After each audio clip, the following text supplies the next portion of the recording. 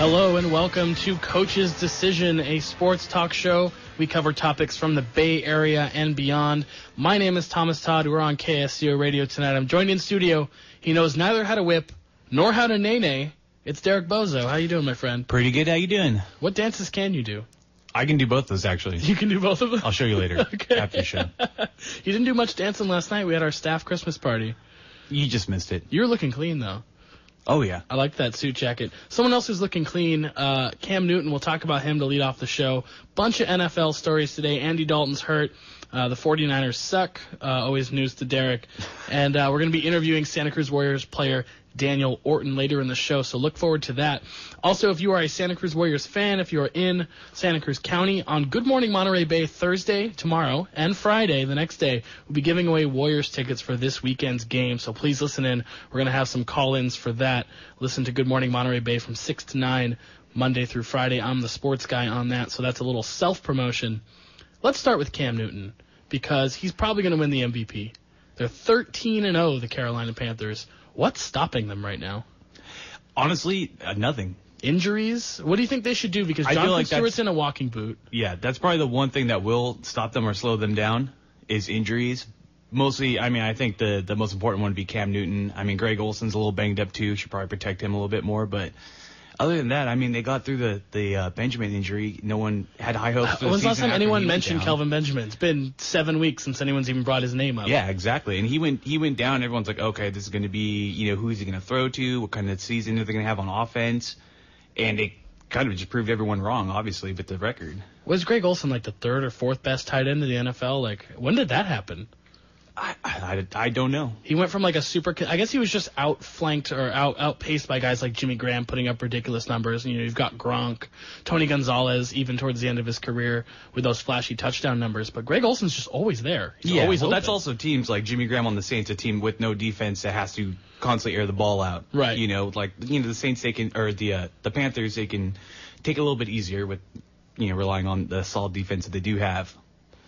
Panthers are 13-0, as I mentioned. 3 more games this week at the Giants, then at the Falcons, and home for Tampa Bay. What game is the stumbling block for them in those 3 matchups? Giants, Falcons, Tampa Bay. Honestly, none of the 3 You're not going to put any blocks? Yeah, honestly. Not even at the Giants. Eli Manning needs a win. That NFC East, we'll talk about that later, is kind of crazy. Should they rest Jonathan Stewart? I said he's in a walking boot.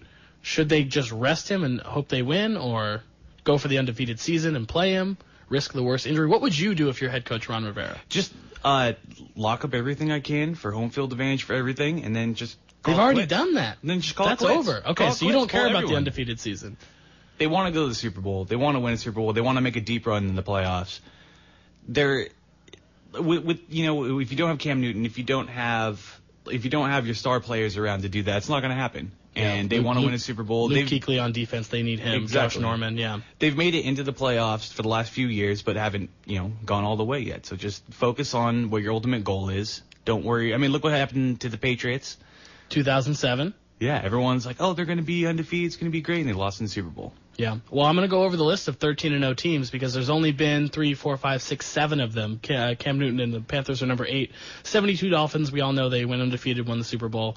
98 Broncos. They lost a game in the regular season, game or two, but they won the Super Bowl. The 2005 Colts and the 2011 Packers, the only teams not to win a playoff game after starting 13-0. Those Patriots you mentioned, the 09 Colts who lost to the 09 Saints, both of those teams were 13-0. Did you remember that? Do you remember the Saints and Colts being 13-0? Oh, I don't. I don't either. And then they met in the Super Bowl. That seems like that would have been the whole story of that season, and I just plain don't remember it. Yeah, the only thing I remember that season is the onside kick. I guess I was like 22 that season, so you know what we were up to. Mm-hmm. Oh yeah, I was a rookie in the bar scene. My rookie year, I put up some big numbers. Put up some AJ Green type rookie numbers. Yeah, I really hit the wall in on that one. Cam's playing great, and we said he's going to be the MVP. Is there any argument for a surging Russell Wilson? Have you seen his numbers lately? I have. 75% completion percentage over the last 4 games. 16 touchdowns versus no interceptions. I don't know how your math is. That's 4 a game. That's a lot. Oh, yeah. And defense is trying to keep him in the pocket, and he's been performing in the pocket. Which is way different than his yeah. reputation, which I guess he gets unfairly because he can move. A lot of quarterbacks, like you've been rooting for Colin Kaepernick, quarterbacks who can move are often criticized just for their ability to move. Yeah, exactly. But he's not pulling the ball down. The offensive lines really come together. Doesn't matter who the running back is, it turns out, whether it's Marshawn Lynch, Thomas Rawls, Lou Rawls, Lou Amundsen, the basketball player. I don't care who it is. Like, it's going to be Russell Wilson is the star. Oh, yeah. He's making Doug Baldwin look good. And everybody, you've owned Doug Baldwin on your fantasy team. You have, I have, Chris Spencer, Tory. We've all owned Doug Baldwin. It usually sucks. Yeah, waiting for that breakout year. It's going to be this year. Well, actually waiting for Russell Wilson's breakout year Yeah. to create all of these chances and all of these points. They're 8-5. They're pretty locked into a playoff spot. They just have to not, fumble a couple games away. But 11-5, he can't win the MVP, right? Not with a 14-2 team or a 13-3 even. If he's really spectacular for these last 3 games, maybe. But And Cam Newton pulls a Plexico Burress or something. Yeah, he was pretty cold. Like the whole team was really cold in the first half of the season, and it seems. I mean, they're obviously doing well now, but I don't know. Like the running game, like you said, the running game's doing really well. He's not putting the whole team on his shoulder. He's performing very well, but he's not putting the whole show on his shoulders. Which is what Cam Newton has pretty much done this season. Okay, I like that argument. I wanted to try and make the argument for Russell Wilson, but it's just so hard when you have 5 losses. But one argument I would make is all 5 of those losses, they had fourth quarter leads.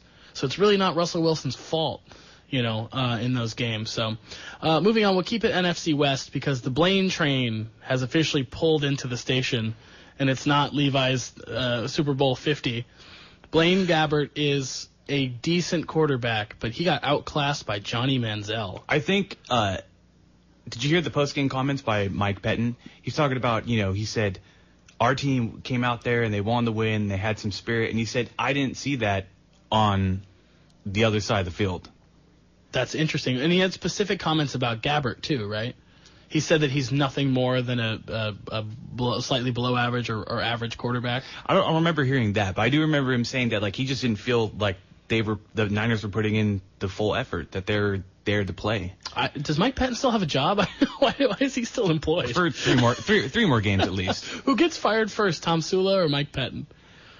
Or Gus Bradley? Let's throw him. The Jags are playing better, I guess. They are. They need a winning season. Yeah. Just one. Fowler went down in the beginning of the year, and they got high. I mean, Blake Bortles is actually playing. The Bortle? Yeah, War Bortles. Is in our fantasy league, is Maitland, is that his starting quarterback? Yeah. He's in first place. Yeah. That's why fantasy should not be played. He has 2 or 3 Jaguars on his team. No one should play fantasy football because Blake Bortles, the owner of Blake Bortles, is about to win a championship with real money on the line. I mean, what does it say about Blake Bortles? What does it say about us? It says a lot about Blaine Gabbert because he's not owned in the league. Oh, of course not. Our last NFL story, another quarterback, Andy Dalton, may be out for the year. The Bengals are 10-3. They're the second seed in the AFC. They have a tiebreaker over the Broncos. So as it stands right now, they have a first-round bye. Can they hold on to that bye with A.J. McCarron? 36 career attempts? I don't believe so. You don't believe so? Well, because Denver, they're playing with a backup too. I mean, the Brock Lobster, he's getting some deserved love because he's playing better than Manning, but he's still a backup quarterback. Yeah, but he's been around for a while. I mean, at least for a few years. Yeah, I mean, McCarron's been in the league for, I think this is his 3rd season. It's only Osweiler's 4th. He just hasn't gotten into the game. That's true. But and since his offensive line is so talented, and A.J. Green is there, he's out there, just throw him the ball. I think they just need to find a pace running the ball. I thought you were going to say Jerome Pathon. I was like, that guy's been retired for years. They just need to find him, plug him in. They just need to just run the ball a little bit better. It just seems like what happened to Jeremy Hill? The Jeremy Hill last year, he kind of just up and vanished. See, that's and a fantasy hype Gio. thing. That's a fantasy hype thing. He got all hyped up. Everybody got excited. He'd never actually done anything. He was just expected to do so much. Well, he was the number 1 running back the second half of the season last year. That's true. But Gio Bernard's probably the better runner. Hill's been better lately. He actually, in the second half of the season, I think after week 8, he's about 4 yards a carry now. He's a pretty good back. His longest run on the season, though, 17 yards. How is that possible? You have one of the best pass protection lines in the world. Maybe they're not the best run blocking line in the world. How do you not get loose for more than 17 yards? I think that's kind of one of their biggest problems with just you're not going to be able to rely on A.J. McCarron to air it out all the time. You're going to have to kind of get back to basics. And I feel like they would have an even better record and be more secure if they had just done that the entire season. Had A.J. McCarron in, you mean? Yeah, absolutely. That's smart for them. All right, we're going to go to our first sponsorship break. 99 Bottles, located downtown on Walnut between Pacific and Cedar. One of the best places, Derek. We have a special connection. Your buddy Luke, my buddy Luke, one of the managers down there. Real sweet guy, works real hard, parties real hard too, because he lives that restaurant life. We love going in there and having a beer. What do you get when you go there? Oh, something different every time. Yeah, I kind of just ask, like, hey, what do you have that almost no one else has? Or like, what's new? Weird. Yeah, something kind of funky, like a DIPA. Let's get a double IPA. Oh, yeah. Because let's get pickled. Oh, of course. But 99's great. The food is also fantastic. I've said on the show many times, I love the waffle fries. I love that they have never taken those off the menu. Cause that's beer my sausages favorite. For the win. Beer sausages. Yeah, they make a beer sausage sandwich, which it's like, oh, I love sausage. You know what else I love? Bread. It's good. All right, so go to 99 Bottles. Derek Bozzo recommends. Ask for Luke McCarthy. He's our boy. He'll help you out. Tell him you heard it here on the show, and he'll be very happy with me. All right, we're going to go ahead and bring on one of my friends and colleagues. His name is Daniel Zarchi. You've heard him here on this show before. Daniel, how are you doing, my friend? I'm good, man. How you doing? I consider you a colleague because I feel like we do a similar job, and that is overanalyze the Giants, the San Francisco Giants, to a ridiculous degree. Yeah, now we just need to find a way to get paid for it. I'm actually still paying them to be able to show up at events and stuff, slip them a $5 here and there, grease a couple palms. I'm going to try and go see Johnny Cueto tomorrow. Let's talk about him really quick. What do you think of how deep the Giants' rotation is right now? And Derek, feel free to weigh in on this. I know you only tangentially watch baseball, mostly through my eyes. I love the deal. I absolutely love it. I mean, I think that Johnny Cueto has kind of been overlooked as an ace this offseason because, you saw Price and Greinke and to some extent Zimmerman go off the board right away, and it just seems like everyone was overlooking Cueto, but he's been an unbelievable talent the last few years, and the one question mark has been health, but he was healthy all of last year, so I think you take his skill set and the proven track record, ignoring I'm just going to completely ignore his iffy second half last year because I think that there's a much greater sample size of him being one of the best pitchers in the league than him being bad, and you put him in a significantly better park. You put him with a really good defense, and you put him with Dave Righetti, and I think he's probably going to have one of his best seasons ever. The reason he doesn't get paid like a Zach Greinke or a Clayton Kershaw is because he's not quite as consistent. And you brought up how kind of bad he was down the stretch for Kansas City. He got right in the playoffs and was a big part of the reason why they won the World Series. But you look at his career numbers, you'll take a 3.30 ERA over 7+ seasons. Like, that's consistency in itself. Maybe it doesn't show up day to day or game in, game out like it has with, say, Madison Bumgarner the last few years or the guys I mentioned earlier, Greinke or Kershaw. But you got to really just close your eyes and think about the end game and think about the numbers and think about a playoff series where you're throwing Mad Bum in Game 1, Cueto in Game 2, Samardzija in Game 3, and then doing whatever you want with the rest of the series because those guys are all horses. Yeah, and you look at kind of 2000.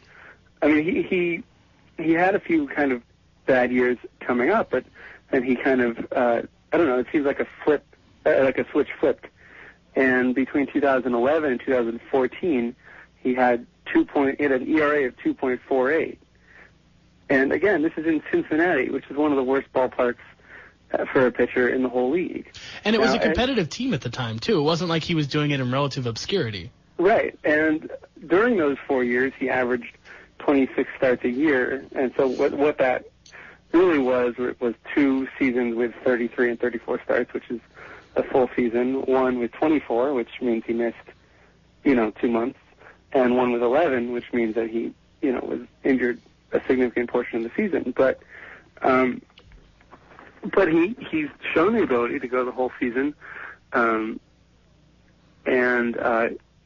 for the last 2 years. And it just seems like he's going to be, ace 1B, or 1A, with Mad Bum. And, you know, you don't want to think about this, but the Giants do have they have Chris Heston, who's now slated to not start. Maybe a swing man. Wow. That's a really overqualified swing man. Well, I would personally prefer he just goes to Sacramento and pitches every day. Every day? I mean, you know what I mean. What are you, Dusty Baker? gets a lot of reps, kind of in a starting role. But he could also be the swing man. He's also, you know, the sixth starter. And I mean, I don't know if you want to think about it this way, but if you have a really good sixth starter, then I feel like you can gamble with one of your top five. Absolutely. Well, let's switch gears a little bit and talk about the Dodgers, because they're watching other teams in the NL West, like the Diamondbacks and Giants, make these moves. What are they waiting for? I mean, one idea I heard, which might be true, but if it is, it's really stupid, is that Andrew Friedman is running this team like it's the Rays. And he's only trying to get good deals or whatever. Yeah, look at the offers they're putting in. They're low. But that just doesn't make any sense, because LA's, you know, one power is that they have more money than God. And it's a big market. The money's coming in. I don't understand what the problem is. Yeah, so you've got, you know, so instead of ridiculously overpaying guys like Greinke and Price, or ridiculously overpaying guys like Iwakuma, who, you know, might be really good, but is significantly less reliable than the other guys. It's like that guy in your fantasy auction, Danny, where you don't really know what he's waiting for. You're like, Calvin Johnson is gone, Gronkowski's gone, Aaron Rodgers is gone, all the quarterbacks and tight ends and wide receivers are gone. Who is he waiting for? And then he has money left over at the end of the auction. Yeah, exactly. They're going to have leftover money. They just made a three-way trade where they're shuffling around prospects, but the White Sox end up with Todd Frazier. Like, can you imagine a scenario of the Dodgers being in a three-team trade and all they get are prospects? That's not the Dodgers. Yeah, I mean, you know, I like that trade for the White Sox, and probably for the Dodgers, because it doesn't seem like Jose Peraza was all that good of all that high end of a prospect, but still, it's just like, you know, he's being savvy and he's keeping down costs and he's doing these things that you would want from, you know, a low budget GM. But, you know, as much as I hate to say it, like, he needs to appease the LA fans, and he's not doing that. Well, they had Greinke and they had Kershaw together, and they couldn't win a championship. You know, they brought in all these high-valued players. You know, they made sure to get Adrian Gonzalez. They overpaid for him and for Hanley, and it just didn't quite work out, because the playoffs are, as we know, you know, having rooted for a team that won 3 titles with an inferior roster, it's a crapshoot. The problem is they're not going to be at the craps table this year if they don't get some pitching. I was talking to a Dodgers fan, and I said, you know, you can make fun of us for Cueto all you want. He's injury-prone. Maybe we paid too much. You guys just need a guy who can start 32 games. And we got that in Jeff Samardzija. You know, Mad Bum's going to go out there every week. Samardzija's going to go out there every week. And they might not be the best pitchers on the planet, but there is significant value in getting 220 innings of quality starts out of 2 guys in your rotation. And the Dodgers know that, but they're not going to get that next year if they're not careful. Yeah. No, I mean, it's, you know, I'm just looking at their depth chart now, and the rotation they had from last year. It's not even a depth chart, because the one thing they don't have is depth. Right. I mean, there's Kershaw. They have Kershaw, Brett Anderson, Hyun-Jin Ryu, Alex Wood, Mike Bolsinger, Brandon McCarthy, and Montes. And their big idea was to get Aroldis Chapman, piss off Kenley Jansen, and then just mildly upgrade your closer. What are they doing? What are they doing, Danny? I'm going to have to yell because I don't know what they're doing. Yeah, I mean, here I'm looking at their off-season moves right now. So, yeah, it's a bunch of Dominican prospects no one's ever heard of. Yeah, I mean, they made a couple bullpen moves. They made qualifying offers to Brett Anderson, Zach Greinke, and Howie Kendrick. I mean, that didn't really work out. Whoop-de-doo. You get some draft picks later. That's not what you're interested in. Your fan base wants a title, or at least a World Series appearance. You lost to the Mets. I did hear that they're thinking about bringing back Chase Utley, so, you know, maybe he can pitch. Oh, okay. We're going to put a bow on the Dodgers. I can yell about this all night, and I can't wait to in the future.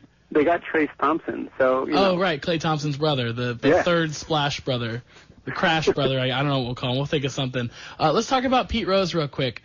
Rob Manfred did not allow him back into baseball. He was considering it. He reviewed everything in Rose's life that had gone on since the 1989 ban, and he decided that Rose had not changed his life enough or had not made proper life accommodations to be the kind of person that Rob Manfred would want working in baseball. Did you agree with his decision?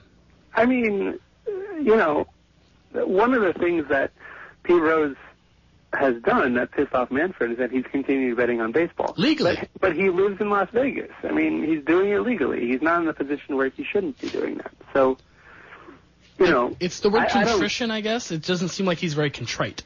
Right. So that's one question is, do you think that it should properly be held against him? I mean, I don't necessarily think so unless Manfred said, this is what you need to do to get back in my good graces, and then he didn't do it. So that seems a little iffy. But also Manfred has pointed to times when he thought that Pete Rose was being untruthful with him in terms of answers to questions about when he bet, if he bet when he was a manager and a player, stuff like that. I mean, he basically gave the commissioners over the years the Rafi Palmeiro finger, I did not. It's like, we all know you did, dude. Right. So, I mean, I think that that's legitimate that they would, hold that against him if they thought that he was if they thought and have, proof, which they do, that he was being untruthful with them. So this is it, right? Rose is 75. I mean, how much longer is he going to be around? Yeah, I mean, I personally think that the Hall of Fame should, and it's not really what we're talking about here, but the Hall of Fame should reflect really good players, and that there shouldn't be, a kind of ethics clause in the Hall of Fame, because I'm pretty sure Ty Cobb was a flaming racist too. Yeah, and he once stomped a man to death. I mean, if Adolf Hitler was a great baseball player, obviously we're not putting him in the Baseball Hall of Fame. Right. So it's a deterrent. It's why people don't commit genocide. It's so they can be in the Baseball Hall of Fame.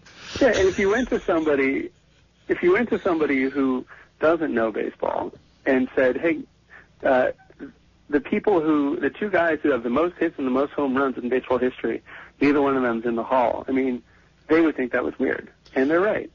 Yeah, it's like Kareem Abdul-Jabbar not being in the Basketball Hall of Fame, or I think they should put more kickers. Because he had surgery to make his legs longer. Something like that. I think they should put more kickers in the Football Hall of Fame, but that's a discussion for another day. All right, Danny, stay on and do NFL picks. We're going to go to our next live read, which is Woodstock's Pizza. The three of us can personally attest that Woodstock's Pizza is a fantastic place. They treat their employees really well. They even allow their employees to go off and do things like radio shows in the evening time when they should be at pint night helping get college kids cheap beer. Derek. You got to be on the show so we can get you out of pint night. 7 Woodstock's Pizzas all up and down California. They're all in college towns. They all have the NFL Sunday ticket. I know I've played the TV roulette trying to watch the end of every game, racing around, holding a beer, holding a slice. It's a delicious and wonderful place to hang out. Yes, I just described it as a delicious place to hang out because I do actually enjoy being there. Thank you to Woodstock's Pizza for your sponsorship. It is time for NFL picks. Producer Tory is going to come on the show and help us with that. Producer Tory, how did we do last week? Joaquin is going to get back to killing us. Joaquin, well, he's not, because he's not picking this week because he's off again. I'm really getting tired of this guy's career getting in the way of his broadcasting. He just needs to work at a pizza place. I hear there's one available and hiring. Where is Joaquin? San Bernardino, some place that had 2 words in it, and one of them was San. It wasn't Santa Cruz. I don't remember. He called me. I was actually at a staff Christmas party for another job that I have when he called me, so it was a very brief, very strange conversation, and all I remembered afterwards was that he was not coming. And that I was calling Derek Bozzo. And now I'm here. And now you're here. Derek, you get to assassinate our picks because you're 0-0 on the season. Actually, I'm going to call you 0-1. That's a perfect record. I'm going to call you 0-1 because you made a bet before this season that the Niners would finish above 500. And that's a bad bet. I got it twice. I got it with another person at work as well, so I'm owed 2 very large beers. I bet with my heart and not with my head, that's why. Right, and that's why I love being around fans of teams, because you can take that step back and say, oh, your judgment's being clouded. You're like, I don't care if Colin Kaepernick gets hurt. Blaine Gabbert's the best quarterback the Jaguars ever had. You just say crazy things like that, and they start to make sense because no one around you tells you they're wrong. Are you doing your Bill Simmons voice? No, that was my cousin Sal doing Bill Simmons' voice. It's going to get weird in here. So what's our record for last week? I went 1 and something. You had 1 win. Are you going to throw up, Tory? You all right? Oh, no. You had 1. I was just losing track. I have so many notes on this sheet. You had 1 win. Danny had 2. I had 2. And Joaquin had 3. So we only picked 4 games, right? No, 5. We picked 5? I know. I was just trying to make it sound better. We were so awful. And we actually have to pick an extra game this week. You would have done better if you hadn't decided to flip-flop be so contrary and decide to pick the Dolphins. I did that I did that for Rosemary Chalmers, the host of Good Morning Monterey Bay. She's a big Dolphins fan. She still thinks it's soccer and not football, but that's a whole different story. She's British. We're going to get into our picks for this week because I need to get back on the right track, and we're going to start Thursday night with, of course, a game that no one wants to watch. The Bucs are playing for their playoff lives. They're getting 2.5 against the Rams. Daniel Zarchi. I'm taking the Buccos +2. The Rams are either on or they're off, and they haven't yet been on 2 weeks in a row, except when they beat the Browns and the Niners back-to-back, so whoop-de-freaking-do.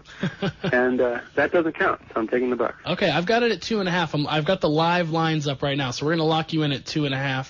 Oh, even better. Yep, Tory? I'm also taking the Bucs. After the loss to the Saints last week, I think the Bucs are going to come back hungry. I think so, too. The Vegas money, the money in Vegas is going on the Rams -2.5, it looks like. But I'm going to stick with the Bucs as well. Jameis Winston really proves why he was the number 1 overall pick this week. And the Rams should probably lose some games, try to get a better draft pick. Yeah. Fun story. I benched Todd Gurley in a league last week because, the experts convinced me that Jarvis Landry and Odell Beckham were going to have an LSU off. And, I lost because of that. So I don't like Todd Gurley anymore. Okay. You're in 7 more leagues, Danny. I'm sure he did something good for you in another league. Saturday night. Who can watch these games? Who has time to watch a game on a Saturday night? Derek, are you in? There's a Saturday game? Yeah. From every week. For 15 and 16, I think. Just 2 weeks.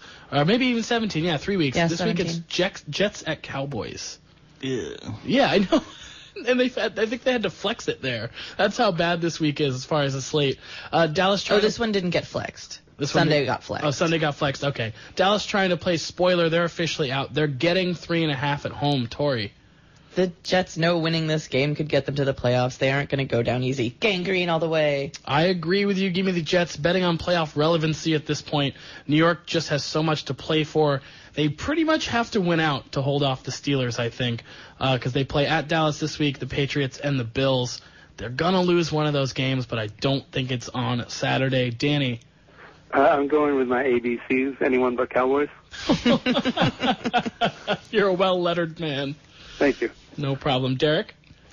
Jets. I can't even get you to care about this game, can you? Sunday night. This one's much better. Cardinals at Eagles, the biggest game of the season for 6 and 7 Philly. They're getting 4 at home. Before we pick this game, I want to set this up. Here's what the NFC East looks like, and feel free to fall asleep or set yourself on fire or whatever you need to do as you listen to this. I have these in order of how good they are versus how terrible they are. So winning the tiebreaker at 6 and 7 is the Washington Jabronis, the team formerly known as the non-Jabronis. They're now the Jabronis. They play the Bills, Eagles, and Cowboys. Then there's the Eagles, Cards, Jabronis, and Giants. And then the Giants, who have the toughest schedule, Panthers, Vikings, and Eagles. The Eagles could coast into this thing. So can the Jabronis. I think the Giants are out. Derek, what do you think the Cardinals will do in this game to the Eagles that will make the Eagles fans hate themselves? I think it's more about what Eagles team shows up. Yeah, that's true. They're kind of like the better version of the Rams. It's like the hot and cold. It's driving everybody crazy. It's not just Sam Bradford. Yeah, no, it's not. It's everybody. They've had their right tackle out for parts of the season. They can't get a running game going. They signed the most expensive running back in the team's history, and they don't even use him. Yeah, and they go with Ryan Matthews. Well, because he's the best running back for their system. Oh, yeah. After they signed him, they should have just stopped. Yeah, I don't understand. I didn't get it. So what's your pick in this game? Eagles getting 4 at home. I'm picking Cardinals. Tory? Cardinals. Danny? Battle of the Birds. I'm taking the Cardinals. I'm calling it a bird bath. A bird bath. All three NFC East teams are underdogs in Week 15. Good, they're all leading their division. That's how it should be. I'll take the Cardinals. This is all setting up for the jabronis, and that's going to piss off the PC police when Washington makes the playoffs. We have apparently now joined the PC police because we won't use their real name. Well, and who can blame us when the Washington Jabronis just sounds so much better? It's a really good team and describes what's going on there. No one knows. All right, one more primetime game before we get to some other wild card games. Monday night, everybody, gear up. It's the Detroit Lions versus the New Orleans Saints. I can hear Mike Tirico doing lines in the back room trying to get excited enough to do this game. And John Gruden falling in love with both quarterbacks throughout the telecast and proposing marriage to them on air. Anyone even care? We're going to pick it, right? Danny? Yeah, sure. Danny? Let's see. Lions at Saints? Did you pick it beforehand, or are you just picking it now? No, I'm picking it now. It's that bad a game. I think it's the Saints. Drew Brees at home in prime time. I mean, he's not like the same guy he was in his prime or even like a year or two ago, but under those circumstances, I think he's better than whatever the Lions bring. Okay, I'm taking the Saints -3. Well, their defense is much better at home. I don't trust the Lions on the road. Derek? I'm taking the Lions. Tori? I'm taking the Lions. Matt Stafford against the Saints' terrible defense. At Derek? least 2 Calvin Johnson touchdowns. At least 2. At least 2, maybe Maybe more. 3? Maybe 4. Who knows? Are you in the fantasy playoffs and your wide receivers Calvin Johnson? No, Okay. no, I just want to see it because that's the only thing that make it entertaining. Okay. All right, there's some more games this week. Stop me if you hear your game for wild card picks. Bears +5.5 at the Vikings. Falcons +3 at Jacksonville. Oh, I have that. I told you he's just picking them now. Go ahead, Danny. I took the Jags -3. I think the Falcons have been exposed weeks and weeks ago as not a very good team, and I think Julio might have a really good game because the Jags do not have a good defense, but still, Blake is gonna get it together. The Falcons in a one-man bird bath. I think they'll get it together and beat the Jaguars. I don't think. You think so? You just love Julio Jones. I do. You walk around singing me and Julio down by the schoolyard. Oh, yeah. Because that's how much you love Julio Jones. He's going to get it together this week. They're going to have a big week. Okay. Chiefs -7.5 against the Ravens. Kansas City looking for their 7th straight win after starting 1-5. Anybody here? Kansas City, hands down. You think so? Okay. Bills -1 at the Jabronis. Titans. I think Bills are taking it on that one. You think so? Yeah. They're another one of those hot and cold teams, though. Titans +14 against the Pats. This is true Daniel Zarchi bait. Danny, they made the line high enough? They made the line high enough. Okay, Tori looks like she wants to jump in. What'd you take? Do we have any jam? Because the Titans are toast. Wow.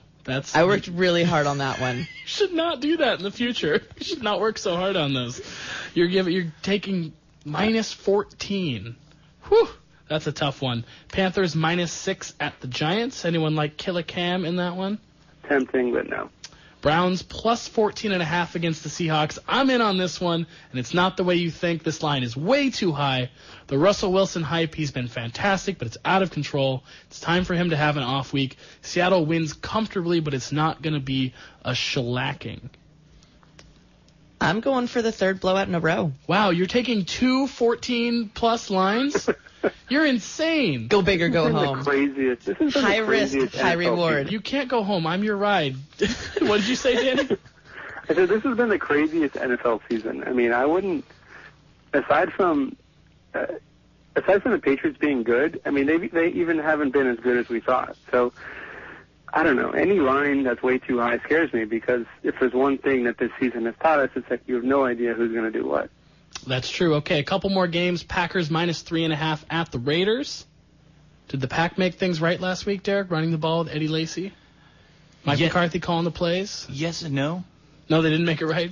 They made it right in the wrong way. I think we realize how valuable Jordy Nelson is. Oh, yeah. He might big be time. one of the 5 most valuable receivers in football. Big time. Because Randall Cobb is not all he was promised to be. And honestly, I think what they need is a really dominant tight end. Because Richard Rodgers just isn't. I don't think he's really getting the job done.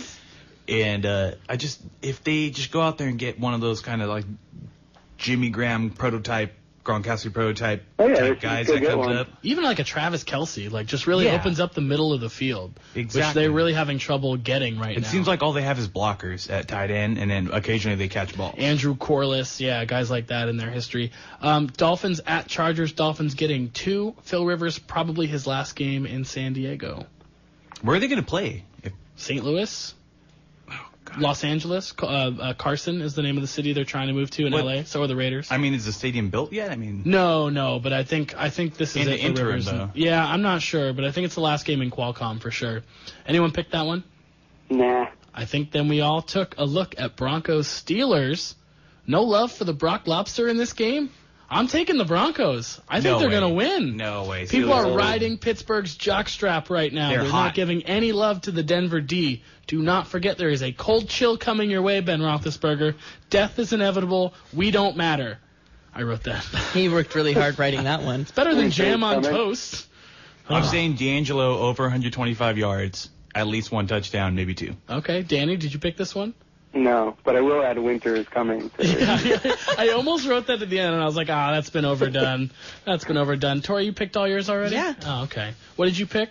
The The 2 14-point spreads? 2 14-point spreads. Danny, what were your picks? My first pick was Falcons-Jaguars. I took Jags, and the second one we haven't talked about, but the Niners. I'm taking the Bengals. Oh, I skipped that one. What's the spread in that one? I saw 5. Yeah, 5. Okay, you're taking the Niners? No. You're betting on A.J. McCarron? I'm saying that AJM to AJG is all they need to destroy the Niners. Okay, if you spend any time on that at all, you two should not be rewarded for that. I'll take the Niners on that one. All right, we're going to go to our last sponsorship break. Thank you to everybody for your picks. Thank you to Woodstock's Pizza. But our next sponsor is Ken Keegan, local artist. You can find his art on artwanted.com by searching his name, Ken Keegan. That's Keneegan. He's got some really good stuff on there. He's also a diehard sports fan. He's been on this show a couple of times. Okay, it's time to transition. We're going to be bringing in Daniel Orton of the Santa Cruz Warriors for a brief little chat about their season and his career. All right, I'm joined here today in KSCO Studios by Daniel Orton of the Santa Cruz Warriors. How you doing today, Daniel? Doing very well, thank you. It's been a very exciting season for the Santa Cruz Warriors. You guys have already had a buzzer-beating win. I've been to a couple of your games. You look fantastic out there on the floor. Thank you. I do what I can to make it look interesting. You've been rebounding, blocking shots, scoring on offense, rim runs. I've been really excited. Elliott Williams has been fantastic again this year. He's so slippery through the lane. I really like watching him play. No, I think we all pretty much enjoy watching him play. It's a lot of fun watching our team. We got so much talent and so many guys who can just, make the game fun for not only themselves but for each other. So it's been a lot of fun playing with this team. Everybody's all the buzz about that game against the Defenders, and I think you guys in LA are going to have some good matchups this season. No, we definitely are. I think that's one of the better teams in this league, and we always look forward to playing against great talent like them. So you've been great. You've had a long career already. You're only 25 years old, but you've already played a couple different continents. You've been in the NBA for 3 different teams. Do you feel like a 25-year-old old guy in this league right now? No, I definitely don't. I feel like a veteran, and my body feels it even more so than anything. I joke and tell people I always say I'm too old for this, and then my body definitely feels it every day, trying to get up for practice and trying to get up for games. But I mean, of course, when you love the game, you just don't feel it even. You had such a great game in the debut that the media asked for you to be in the scrum afterwards to interview you, and you came down the hallway and you said, "Guys, I've been doing this for 6 years," and that just stuck out to me because it made me laugh, and I was like, "Wow, yeah, I guess 6 years is a long time to be playing basketball professionally." It really is, and especially people don't take into consideration when you start this as a teenager, pretty much going into it at 19. You pick up a lot of things fast, and I went to like a veteran-loaded Orlando team, so. That was good. I got to learn a lot, but I also picked up a lot of bad veteran tendencies. Who were the vets on that team? It was like Jameer Nelson, Dwight Howard, Vince Carter, and then Rashard Lewis. And after they were like traded, I think that was like my first welcome to the NBA moment, because you get so close to guys like Vince and Rashard, and you learn so much from them, and then out of nowhere, they're gone the next day. And then you have guys like Hudu Turkoglu coming back, and we had Gilbert Arenas. So, I mean, there were so many guys I watched growing up and like that you'd never think that I would play with that were literally on my team within the first year of my NBA existence, basically. Yeah, Vince Carter. I'm a few years older than you. I remember being about 10 years old when he was drafted, and I thought he was the most amazing thing to ever happen to basketball. No, as far pretty as much. dunking and running and all the stuff he can do. It was pretty much amazing to watch him practice every day, too, just because there were even, like, segments in practice, 15, 20 minutes, where he would just, out of nowhere, play left-handed. And then you find out, like, the guy's true talent's, like, he can really play left-handed. Like, that's amazing. And then you see, like, Dwight Howard doing pretty much his dunk contest dunks in the mid, like, embracing practice. And then you're like, wow, like, these guys are, like, truly athletically gifted. What is the true height of Dwight Howard? Because I know things get listed certain ways, in shoes, out of shoes. How tall is he? Because you can compare yourself to him. Dwight's about 6'11". Okay. He's still, like, I think he's listed at 6'10", but he's 6'11" because he's a little bit taller than me. Oh, okay, cool. Yeah. I was always worried he was, like, really just 6'8", and he was just such an imposing guy that you don't even notice. Not even, no. He's a legit 6'10", probably 6'11", no lie. Okay, so you mentioned coming into the league as a teenager. You got drafted in the first round out of Kentucky. I want to briefly mention this Kentucky team because that's a heck of a freshman class and a team that you had. No. Boogie Cousins, John Wall. What was it like being in that culture? Even guys like DeAndre Liggins, Darius Miller, Eric Bledsoe's a great NBA player now. Yeah. What's it like to be in that locker room so young, and with Calipari being a first-year coach? Like, what was going on? I think that at that time, guys weren't really taking it in, and it took us probably midway through the season to start really appreciating what was going on and what was happening. Because you came to a situation where it was tough for Cal to get everything going because, in most situations in college, you'll have the college coach throw his juniors and seniors out there, and he'll show pretty much the freshmen the ropes, and they'll show how everything goes. And we actually had to take a slower pace to that because they had to teach everybody brand new, and to have, like, so much talent on that team, it was amazing. And we all had, like an elevated college experience just from having scouts in practice every day. Every scout. Literally, there'd be 13 to 15 scouts in practice every day. And a day that you see, like, 1 or 2 scouts, you're like, oh, man, nobody's here today. Did you guys have an intern mopping up the drool for the scouts? Pretty much. That's the way it went.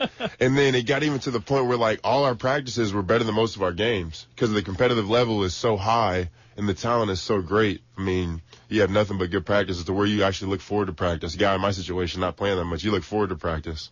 You got a good boogie story? Oh, I got a bunch of stories for everybody, but I don't think I can tell any of them. I can't tell many of them. DeMarcus Cousins is one of my favorite players because his on-the-court stuff is so good. His off-the-court stuff is so good. I don't even know how they're the same person. But. No, there's so many. I mean, most of them are actually on the court, like the Call Me in Mississippi State. There's so many great stories. And he's just, like, really, he's just a phenomenal person, honestly.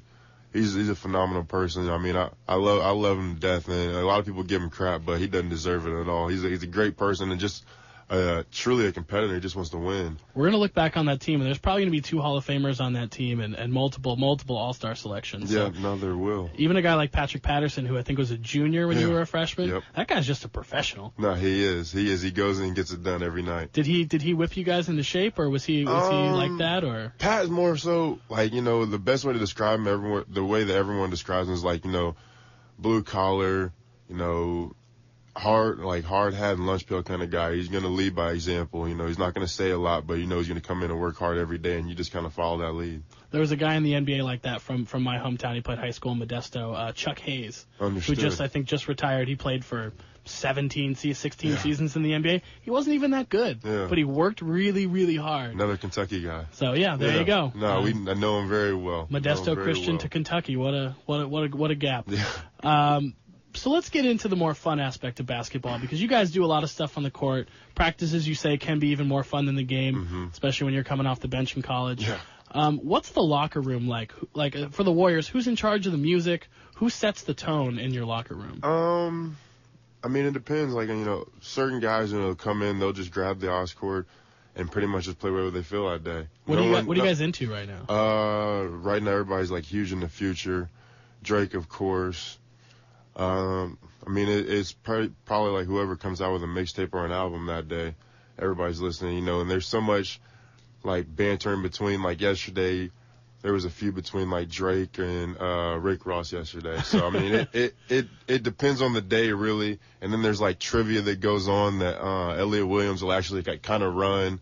And he does it every day. It's like they'll do, like, the top 10 or top 15 guys in assists or rebounding or stats like that. And then, who was it, Darrington Hobson, Anthony Varine and Mo Baker usually are the guys who have to guess it, and then they have like 5 strikes to get all of them. And they usually like it's either like E. Will's gonna pay for their food, or they're all gonna have to go in and pay for his food. So there's usually stuff going back and forth on it. That's really crazy because you're talking to the premier trivia host Really? in Santa Cruz. I host a couple local trivia nights. I was on Jeopardy last year. Not to toot my own horn, but this is more about you than me. Interesting. Did not know that. But yeah, if you guys need some trivia, I'll send it your way. Definitely, that would be much appreciated. I like arguing and sitting down and talking about, the 30 greatest home run hitters of all time or the best 3-point shooters. Like going through those lists, it's so much fun because you learn the entire history of the sport. Yeah, true. I think you and Elliot Williams be probably like best friends, no lie. All right, well, Gina, we're gonna get Elliot in here because he and I we're gonna be buddies. Yeah, that needs to happen. We're gonna have a buddy cop movie. I was actually thinking of writing a screenplay for you and your point guard, Juwan Staten. Yeah. Maybe like a sitcom where you guys are kind of mismatched partners. Like I call him my little brother. Well, he looks like your little brother. He He's is my little 5'11". brother. Yeah, he's my little brother. I call him my little brother, Lil Juju. That's what we call him. I'm sure he loves that nickname. Hates it. But yeah, that sitcom's gonna air on CBS this fall. Okay, so beautiful. We're gonna get that one. Do you have any thoughts on Golden State this season? Have you been watching their development? Phenomenal, nothing short of amazing. I think that certain situations like this, we're all witnessing history, and we don't take it all in really like we should. I mean, this is history happening before our eyes. They're doing something incredible, and we're getting to witness and a phenomenal player on an even more phenomenal team. Talk about Draymond Green, right? Yeah. That's my guy. Yeah.